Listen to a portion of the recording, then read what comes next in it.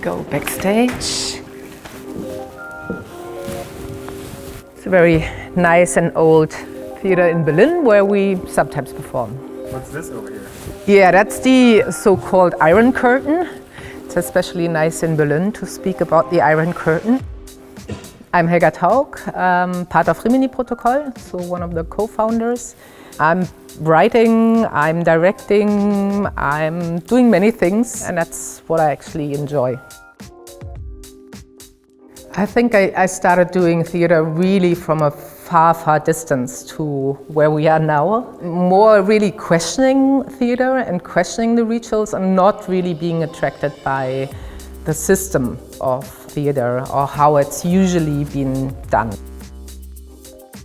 I'm not working with actors or actresses, often taking people being not at home here, needing some kind of translation into something, into a situation with an audience. And this translation or this act of translation becomes often the center of the piece. Barbara? Ah, there she is. Ja. Hallo. Hallo. My name is Barbara Morgenstern. I'm a musician. I live here in Berlin. I started as a teenager listening to Laibach and Bauhaus and Joy Division. And there was one friend of mine and he said, hey, why don't you write your own songs? And that was click, why don't I do it? Hands up, so down. We made one production together, which is called Chinchilla Asshole AA. What? AA. Where there are 3 people with Tourette syndrome on stage. Ich vermeide das auch, eher ins Theater zu gehen.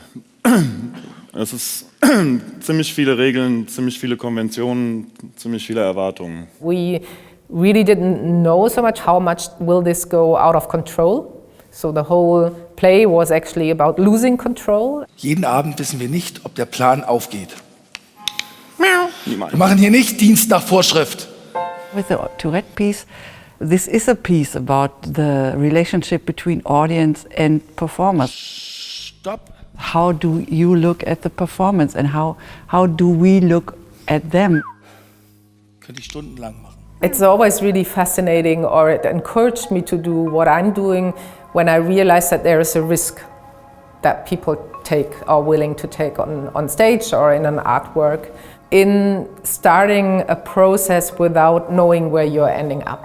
And I think that's, to me, that was encouraging. Like, it's not, you don't have to sell a project and promise everything, but you can start with a question. And then maybe don't find an answer, but find more questions that are better questions. And that's good. The very first play we made, like in this constellation of 3, with my colleagues Daniel and Stefan, a theater we often go to. On the other side, there was a house for elderly people. We realized this and then said, okay, maybe we could somehow take those old elderly people and make them walk the other way, to make them just end up on stage.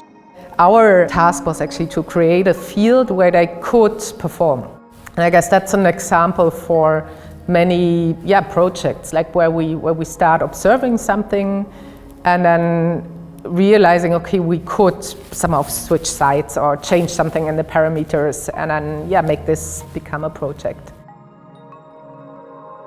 Every process, there are situations where you are blocked. If I'm too blocked, I throw it away. And we often do that. And for example, in the work with Helgard, it was very, very, very important for me that we always have the same feeling. Eine Boeing 777. For All Right Good Night, Helgard came up and she said, I have the new topic. This is disappearance. And I said, oh wow, this is what matters to everyone. We always focus on the story of the MH370. Like the huge plane from Malaysian Airlines that disappeared. I really concentrated so much on this airplane that the team said, what is so important on this plane? And I had to question myself as well, like what do I actually want to tell? And then realize that it's my father's dementia, like when he started to change as well his personality, when he started to be different, losing memory, losing actually everything. That was maybe the experience that triggered as well my interest in absence.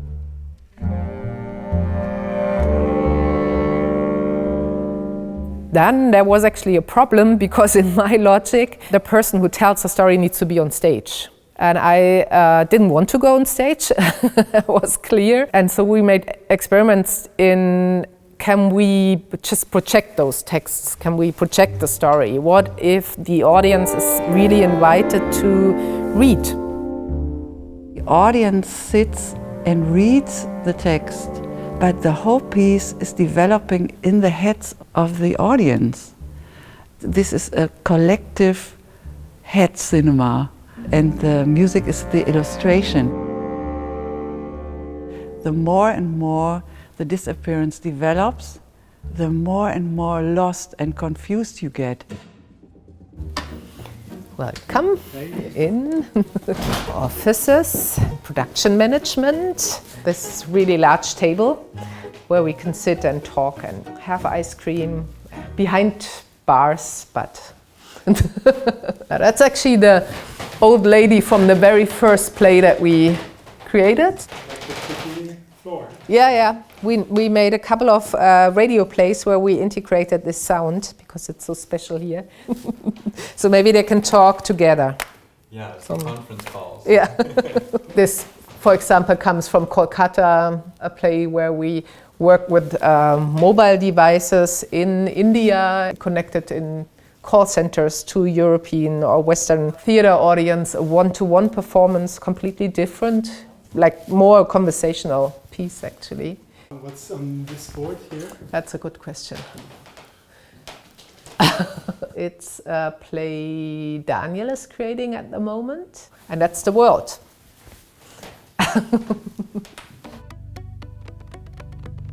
The last one we did in Manchester was actually bringing people, like starting at different places all over the city in very, very small groups, and then we went to different places where people normally go and meet, discuss or form this kind of society. So it was a church, the university, the court, even like the city council. We try to see if there are other possibilities to meet and discuss and make decisions or take decisions. Is there an utopia that people could think of, and what do they actually wish? What is the journey they actually want to make?